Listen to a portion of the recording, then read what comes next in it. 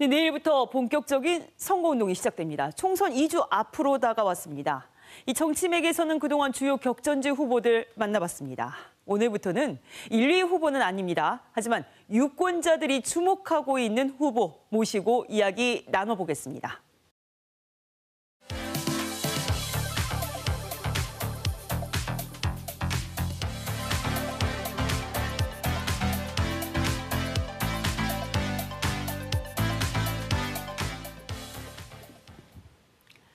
네, 서구 갑에서 옥중 출마한 소나무당 대표 송영길 대표 아들 모셨습니다. 송주환 씨 나오셨습니다. 안녕하십니까? 안녕하세요. 먼저 시청자분들 이해를 돕기 위해서 이제 구속 중이라고 하더라도 무죄 추정의 원칙에 따라 후보자는 판결 확정 전까지 정치 활동을 할 수 있죠. 이 때문에 옥중 출마를 지금 선언을 하신 거고요. 그러면 아드님께서 송 대표님의 출마의 변을 대신 전해주실 수 있을까요? 네, 대신 말씀드리겠습니다. 네. 송영길 대표는 김대중 전 대통령의 발탁을 받아 이제 최초로 인천 계양구의 호남권 국회의원이 되었습니다. 그래서 이후 5선 국회의원, 인천시장, 민주당 당대표가 될 수 있도록 만들어준 지역구 인천 계양구를 이제 이재명 대표에게 양보해드렸습니다. 민주당을 지키기 위한 결단이었습니다. 이후 집 없는 나그네처럼 거리에서 1년 동안 홀로 검찰과 싸우다가 구속이 되었습니다. 감옥에서도 무죄를 일관되게 주장하며 싸우고 있고 검찰은 공소장에 제기한 혐의마저 제대로 소명하지 못하고 별건 수사로 아버지를 올가매고 있습니다. 송영길 대표와 소나무당은 국회 진출을 통해 민주주의를 회복하고 윤석열 정권의 조기 퇴진에 앞장서고자 하고 있습니다. 이 싸움에 동참해주고자 할 우리 유권자분들을 통해 간절하게 지지를 호소하고 있습니다. 알겠습니다. 김대중 대통령이 발탁을 했고 인천 계양구를 이재명 대표에게 사실상 넘겨준 것이다. 이런 말씀을 하셨는데 그렇다면 왜 이번에는 서구 갑입니까? 예, 서구 갑은 저희 가족과도 개인적으로 친분이 있는 곳인데요. 네. 일단 저희 할아버지를 모셨던 가족의 연고지이기도 합니다. 네. 그리고 저희 아버지께서도 이제 중흥초등학교, 북성중학교, 광주의 대동고등학교를 졸업하셨고요. 그리고 광주 서구에 출마한 주로 본격적인 이유는요. 이제 광주는 민주주의의 심장이고 서구는 광주의 중심이기 때문입니다. 이러한 환경이 검찰 투쟁과 지역 발전에 아버지의 역량을 발휘할 수 있는 최적의 입지라고 생각이 되었습니다. 구체적으로 말씀드리자면 서구는 민주정신의 핵심으로 김대중 컨벤션 센터와 5.18 기념재단이 있습니다. 저희 아버지 또한 5.18 민주화 운동에 이제 전적으로 참여를 하셨고요. 그리고 김대중 전 대통령의 권유로 정치를 입문한 김대중 정신의 계승자입니다. 그리고 서구는 시의회와 통합청사가 있어서 정치와 행정의 중심입니다. 저희 아버지 또한 5선 국회의원과 인천시장을 재직한 경력을 살려서 이 역량을 최대한 발휘할 수 있는 곳이 광주의 서구라고 생각되어 이곳에 출마를 결심하게 되셨습니다.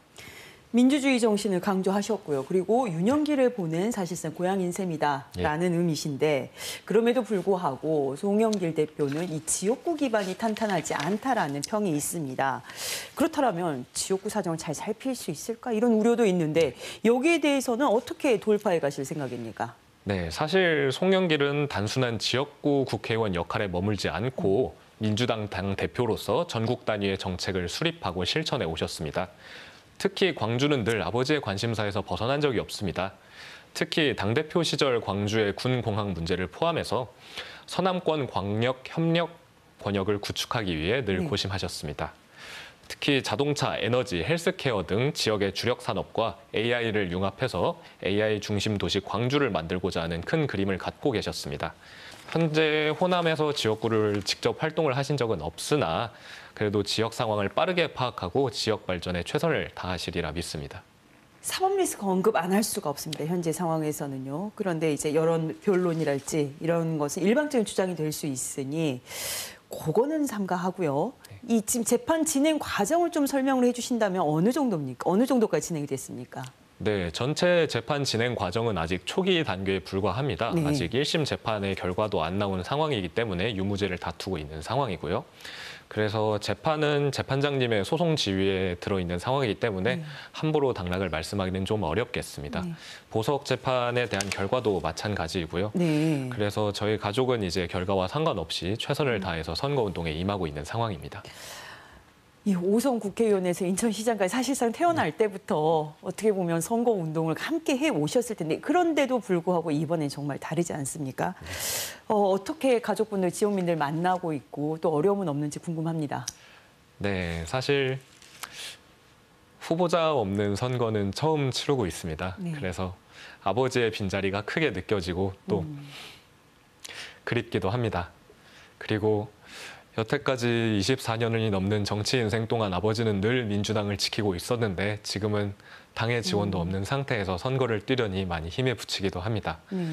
그렇지만 광주 시민분들께서 상당히 정치의식이 깨어 있으심을 거리에서 인사를 나눌 때마다 많이 느끼고 있어요. 그래서 아버지의 억울함을 많이 이해해 주시고 따뜻하게 안아주시는 경우도 많습니다. 그래서 저희는 광주 시민분들을 믿고 이제 최선을 다해서 임하고 있습니다. 알겠습니다. 마지막으로 이 보석 신청이 받아들이지 않는다면 어떻게 그 선거운동 하실 계획입니까? 네, 정말 슬프겠지만 보석 신청이 이제 기각이 된다면 지금 어머니와 저는 현재 광주에 있고 저희 누나도 내일부터 광주에서 선거운동을 함께 참여할 예정입니다. 그래서 저희 온 가족이 함께 그리고 지지자분들과 광주 시민분들을 믿고 최선을 다해서 지지를 호소할 예정입니다. 알겠습니다. 오늘 말씀은 여기까지 듣겠습니다. 네, 지금까지 서구 갑으로 옥중 출마한 소나무당 대표 송영길 씨 아들 송조한 씨와 이야기 나눠봤습니다. 내일은 재선에 도전하는 녹색정의당 광주 서구을 후보 강은미 의원 만나보겠습니다. 오늘 말씀 감사합니다. 고맙습니다. 네.